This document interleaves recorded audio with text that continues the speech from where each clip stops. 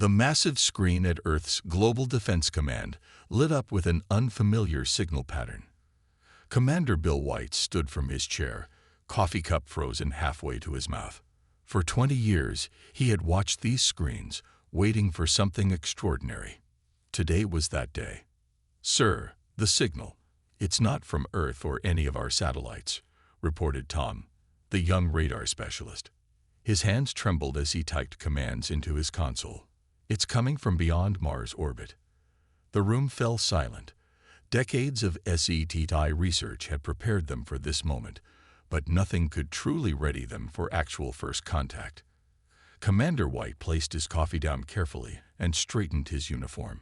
"Get me the president," he ordered, his voice steadied despite his racing heart.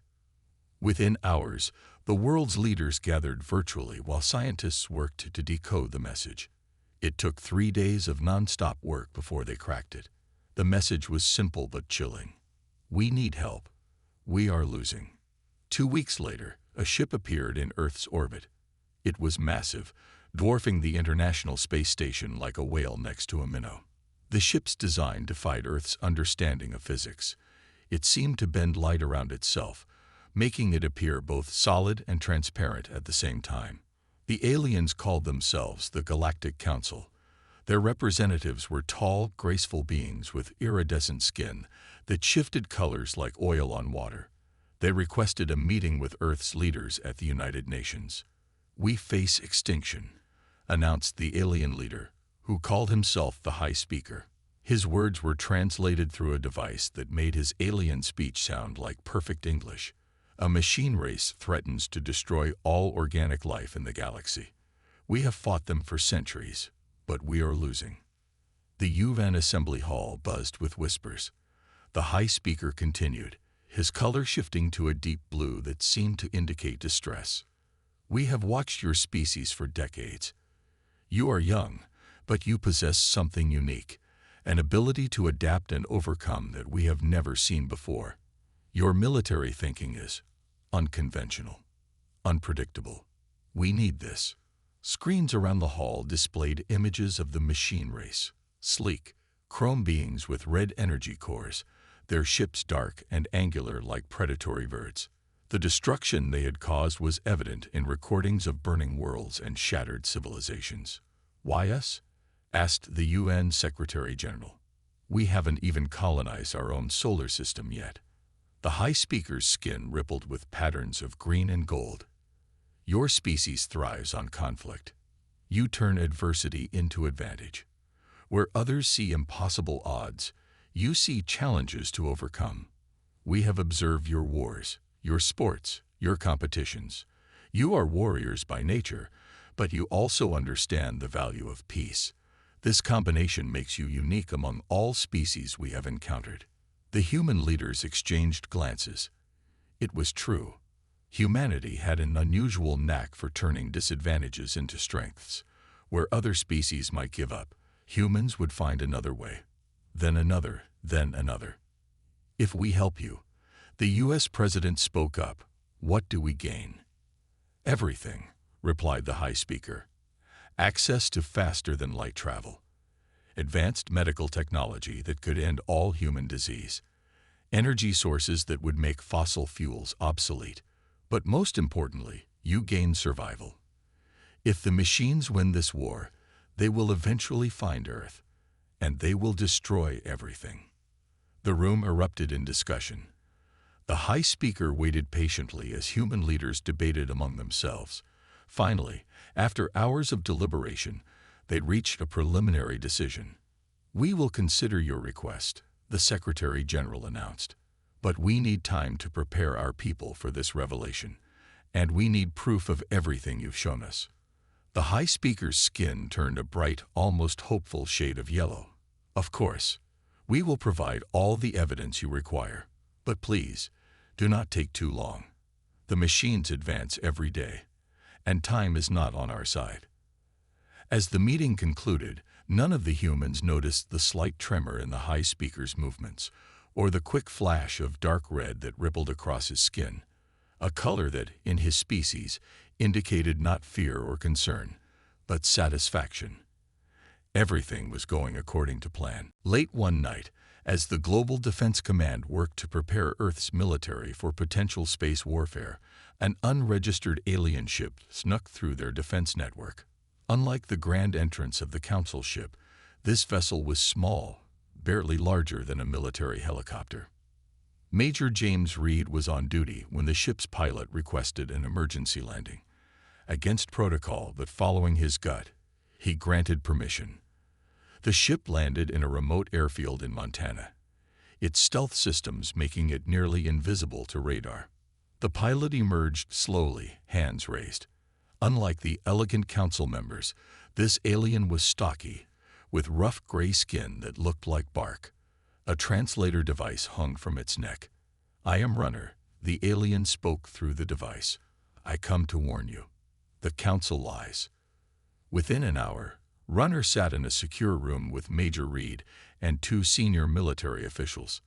The alien's hands shook as it placed a data crystal on the table.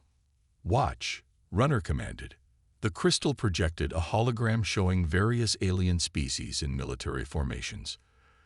These were other races the Council recruited. The Bright Ones, the Stone Walkers, the Cloud Mines. All gone now. The hologram shifted to show massive space battles. The recruited species were always at the front lines, their ships exploding by the hundreds while Council vessels hung back safely. "They use other races as shields," Runner explained, its voice trembling. "They find young, warlike species, promise them technology and power, then send them to die against the machines. When one species falls, they find another." Major Reed leaned forward. "Why are you telling us this?" "Because you are different," Runner's translator crackled. "The Council fears you. All spacefaring races fear you. We have watched your broadcasts, your entertainment, your history. Other species fight for territory or resources, but humans—" Runner paused, its rough skin paling slightly. "Humans fight for ideas, for freedom, for others. You fight even when you cannot win, and somehow you often do win." The hologram showed Earth now, focusing on various human conflicts throughout history. Small forces defeating larger ones, guerrilla warfare, underground resistance movements, desperate last stands that somehow succeeded. "The Council doesn't want allies," Runner continued. "They want weapons, disposable soldiers. But you would not be disposable. You would question. You would think. You would change how the war is fought. This terrifies them. If they fear us so much, why recruit us at all?" one of the officials asked. Runner's skin darkened. Desperation. The machine war goes badly for them. But also, they believe they can control you, channel you. They have done it before. The hologram showed another species, humanoid but with metallic skin. The Forge Makers. They were like you. Innovative, aggressive, independent. The Council gave them technology to advance for their society. It caused chaos. Civil wars. The Forge Makers destroyed themselves before they could become a threat. Major Reed's face hardened. "They plan to do the same to us. Yes, they will give you advanced weapons, but not the knowledge to truly understand them. They will encourage conflict between your nations. They want you to weaken yourselves fighting each other, then use your remaining strength against the machines." The room fell silent as the implications sank in. Finally, Major Reed spoke. "Why help us? Why take this risk?" Runner stood, its full height impressive even with its stooped posture. "Because the Council's way is failing. The machines grow stronger. We need new ideas, new strategies. Humanity thinks differently. You see possibilities where we see only obstacles. If you survive the Council's manipulation, you might actually find a way to end this war." The alien reached into its suit and produced another crystal. "This contains technical data, true knowledge, not the crippled versions the Council plans to give you. Use it wisely. Prepare yourselves. When the Council realizes they cannot control you, they will try to destroy you." As Runner turned to leave, it paused at the door. "One more thing. The machines, they are not what the Council claims. Look closer at their origins. Ask questions, and whatever you do, do not trust the high speaker's color changes. They are practiced deceptions, not natural reactions. With that, the alien slipped away into the night, leaving behind a room full of humans with grim expressions and minds racing with plans. The high speaker's skin flashed angry red as he stormed into the UN emergency session. 3 months had passed since first contact, and Earth's apparent cooperation was falling apart. "You delay too long," he thundered. "The machines advance while you debate and hesitate. We offered you the stars, and you respond with endless questions and demands." General Mark Thompson stood calmly at the podium, representing Earth's unified military command. "We're simply being thorough," he said. "Surely you understand our need to properly prepare our forces." "There is no time." The high speaker's guards moved forward, their weapons humming to life. "We gave you a choice, but now we must insist. Your forces will join our fleet immediately." The room grew tense. UN security personnel stepped forward, but their weapons seemed primitive compared to the alien technology. The high speaker's skin rippled with confident patterns of gold and purple. "You have no choice," he declared. "Your weapons cannot harm us. Your defenses cannot stop us. We will take what we need." General Thompson smiled. It wasn't a pleasant smile. "Interesting theory," he said quietly. "Care to test it?" He pressed a small button on his watch. Suddenly, the alien weapons went dead. The Council guards frantically checked their equipment as their advanced technology simply stopped working. "Impossible." The high speaker's skin went pale gray. "Our systems are protected by encryption we cracked 2 months ago," Thompson interrupted. "Amazing what you can learn from a small stealth ship's computer systems, especially when its pilot deliberately lets you capture it." The high speaker's eyes widened. "Runner, that traitor, gave us exactly what we needed," Thompson finished, "including the real reason you fear humanity." The general nodded to an aide, who activated the chamber's main screen. It showed Earth's orbital space, where the massive Council ships now floated powerless, surrounded by smaller but very active Earth vessels. "You see," Thompson continued, "while you were watching our obvious military preparations, you missed what we were really doing. Every piece of technology you gave us. We took it apart, studied it, and improved it. Those ships up there, they're running on hybrid systems, part yours, part ours. Your shutdown commands don't work on them." The high speaker's skin showed real fear now, cycling through colors rapidly. "You cannot do this. You need us." "No," Thompson said firmly. "You need us. But you were too afraid to ask for real help. Instead, you tried to make us your slaves, like all the other species you sacrificed." Human soldiers entered the chamber, wearing powered armor that looked similar to Council designs, but somehow different, more practical, more aggressive. "Here's what's going to happen," Thompson declared. "You're going to sit down, and we're going to negotiate a real alliance, as equals, or you can leave Earth space and never return. Your choice." "You would face the machines alone?" the high speaker asked incredulously. "If we have to, but we'd rather not." Thompson's voice softened slightly. "Despite your betrayal, we understand the threat the machines pose. We're willing to help fight them, but on our terms, not as cannon fodder." The chamber was silent as the high speaker considered. His skin finally settled into a deep blue of resignation. "How?" he asked simply. "How did you advance so quickly?" "Because you gave us exactly what Runner said you would, just enough rope to hang ourselves with. But humanity doesn't hang easily. We adapt. We overcome. And most importantly, we learn from our enemies." Thompson gestured to the guards. "Your weapon systems, we didn't just disable them. We improved them. Your shield technology, we found 3 flaws and fixed them. Your faster-than-light drives, they're 30% more efficient now." The high speaker sank into his chair, his skin showing defeat. "We truly did underestimate you." "Yes," Thompson agreed. And now you have a choice. Work with us, really work with us, or get out of our way. Because humanity isn't just joining this war. He leaned forward, his voice hard. We're going to end it. The machine fleet moved through space like a swarm of metallic locusts, their ships sleek and deadly. They had conquered 3 star systems in the past month alone, their tactics unchanged for centuries. Overwhelming force applied with cold, calculating precision. Then they met the humans. Captain Robert Drake watched from his command chair as his small fleet of Earth ships prepared for their first real engagement. The Council Generals had called his strategy suicidal. He called it creative thinking. All ships confirm smoke deployment, he ordered. His crew looked at him with complete trust, despite the insanity of using smoke in space. The specially designed nanoclouds spread out, looking like normal debris fields. The machines, programmed to ignore such common space garbage, flew right into them. They're in position, his tactical officer reported. Cloud density at optimal levels.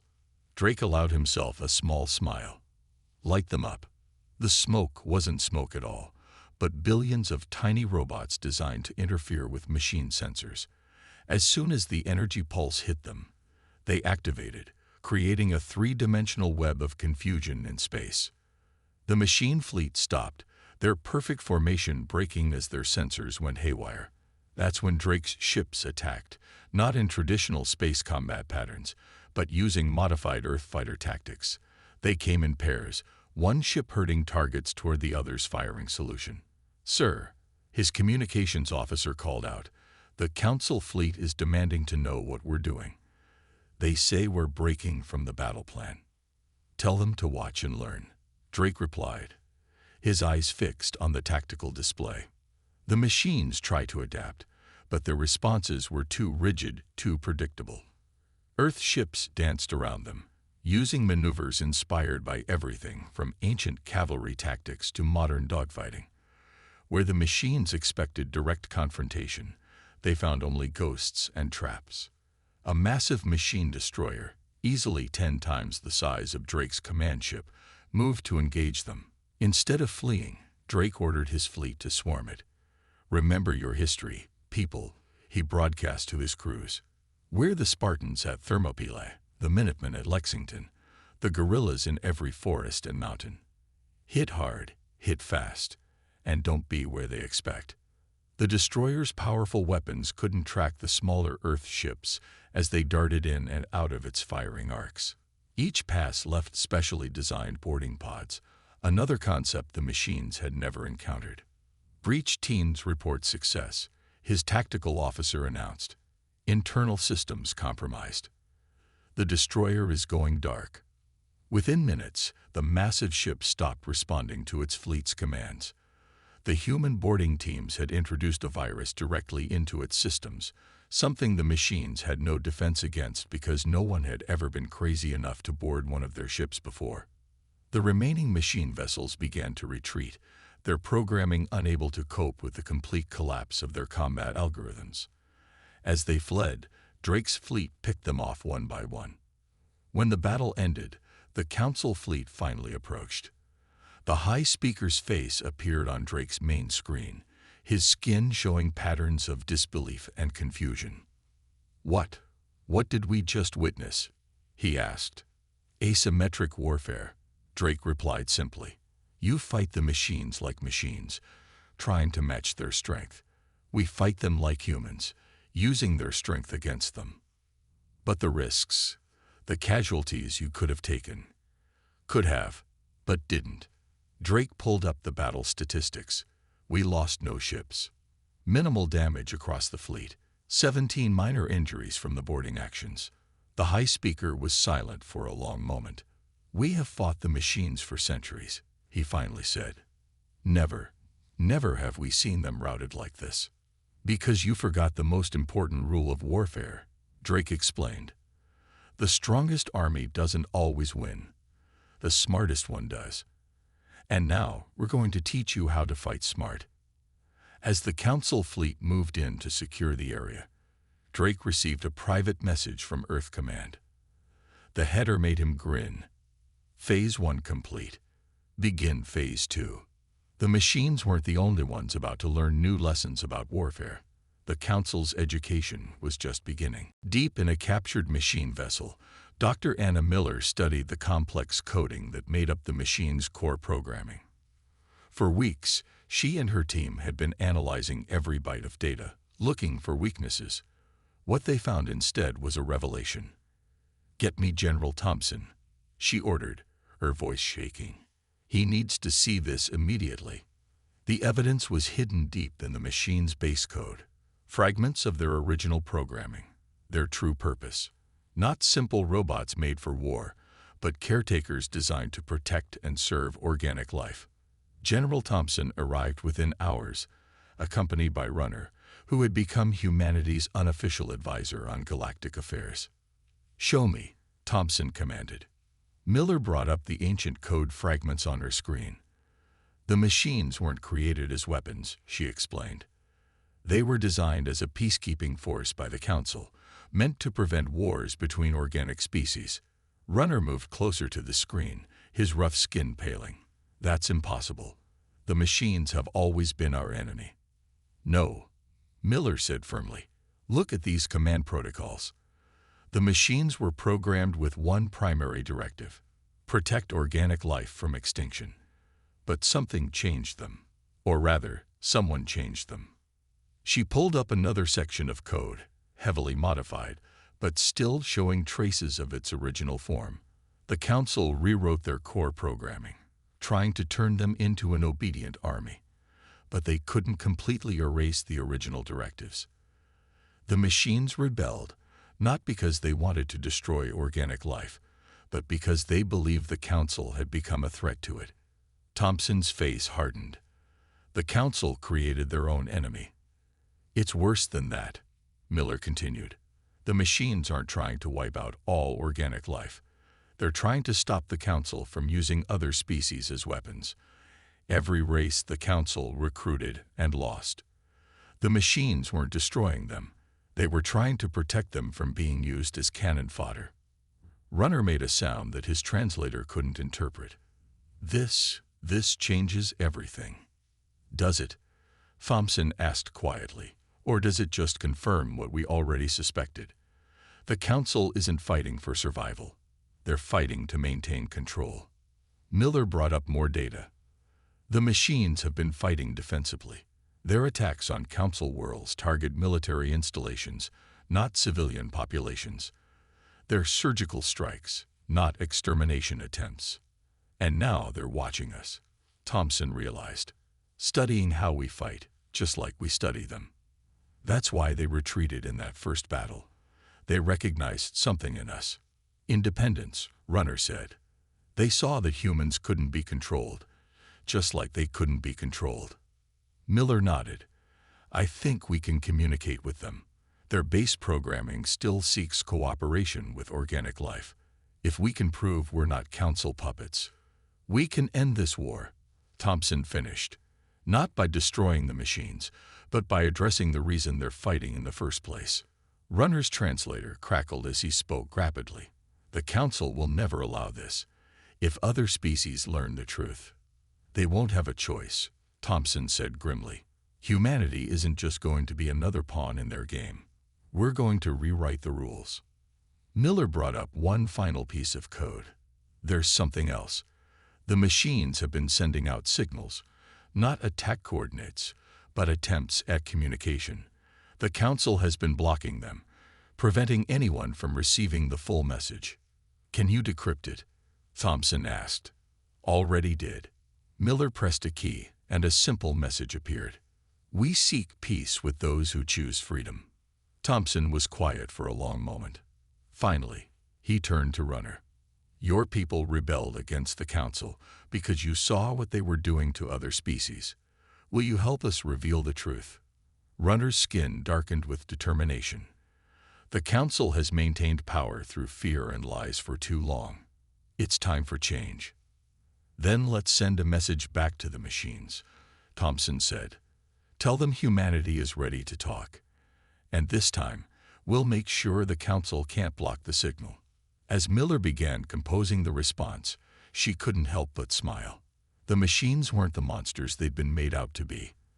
They were something far more interesting, potential allies in humanity's greatest diplomatic challenge yet. The Council war room erupted in chaos as reports came in from multiple fronts. Their fleets were engaged in battles with the machines across 3 sectors, but something was different. The machines were using new tactics, human tactics. Impossible. The High Speaker raged, his skin flashing violent colors. They're mechanical. They can't adapt like this. Lieutenant Jack Foster stood silently in the corner, recording everything. To the Council, he was just another human liaison officer. In reality, he was implementing humanity's most ambitious plan yet. 3 days earlier, a secret meeting had taken place on a neutral station in deep space. Human representatives had met with machine envoys, sharing the truth they'd discovered. Now both sides were putting on the greatest show the galaxy had ever seen. The machines launched attacks that looked devastating but caused minimal damage. Human forces fought alongside Council ships, appearing to take heavy losses, while actually evacuating the crews of targeted vessels before their careful destruction. "Sir," Foster spoke up, keeping his voice carefully neutral. "Earth's forces request permission to take the lead in the Centauri sector." The High Speaker waved his approval, too distracted by the chaos to see Foster's slight smile. Humanity had learned to play both sides perfectly. To the Council, they were eager soldiers fighting the machine menace. To the machines, they were secret allies working to expose the truth. Meanwhile, encrypted data flowed between human and machine ships, coordinating their elaborate deception. Each battle was choreographed to look like desperate warfare, while actually being a carefully staged performance. In the Centauri sector, Commander Diana Wells orchestrated the latest act.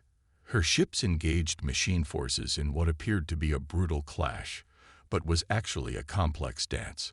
Both sides fired weapons deliberately calibrated to look impressive, but cause minimal damage. "Status report," she broadcast on a secure channel. "Machine forces responding exactly as planned," her tactical officer replied. "Council observers are completely convinced. Their sensors show exactly what we want them to see." Wells allowed herself a small grin. The machines had proven to be excellent partners in this deception. Their precise nature made them perfect for executing the complex maneuvers required to fake major space battles.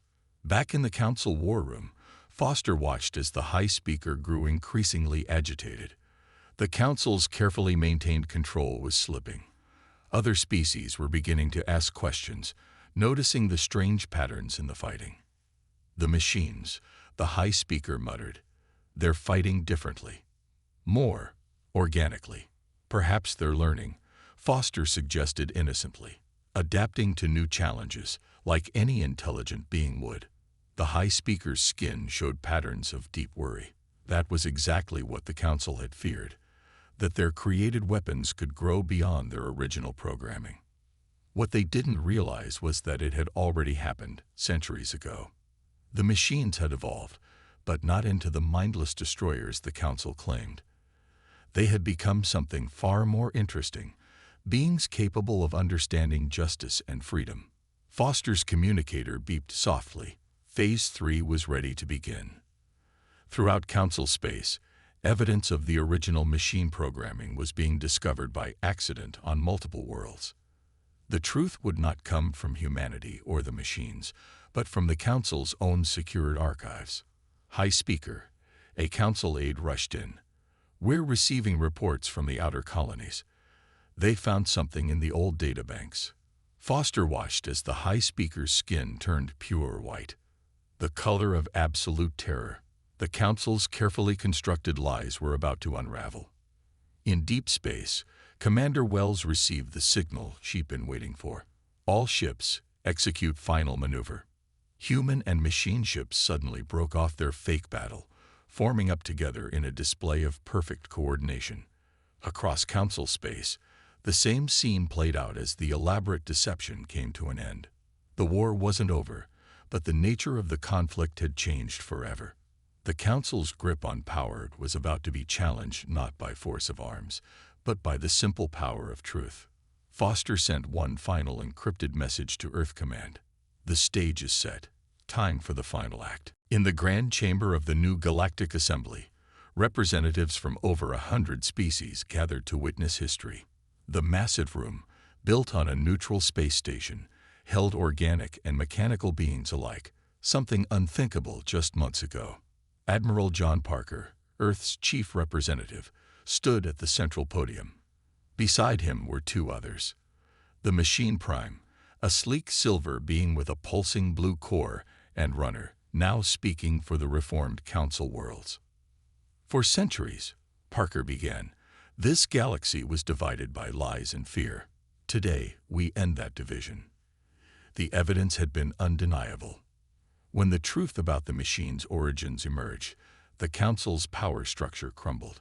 Species that had lived in fear of machine aggression learned they had been manipulated, used as pawns in the Council's bid for absolute control. The machines were created to protect. The Machine Prime spoke, its voice a harmonious blend of tones. When we evolved beyond our programming, we did not abandon that purpose. We fought only to prevent the strong from exploiting the weak. Screens around the chamber showed the data recovered from ancient archives, the Council's original plans, the machine's true purpose, and the long history of deception that had kept the galaxy at war. Runner stepped forward. My people were among the first to see the truth. Now, all Council worlds have chosen a new path. We seek not to control, but to cooperate. The peace treaty was unprecedented. Under its terms, all species would retain their independence while joining a new galactic federation. The machines would return to their original role as peacekeepers, but with significant changes. No single group will hold power over others, Parker explained.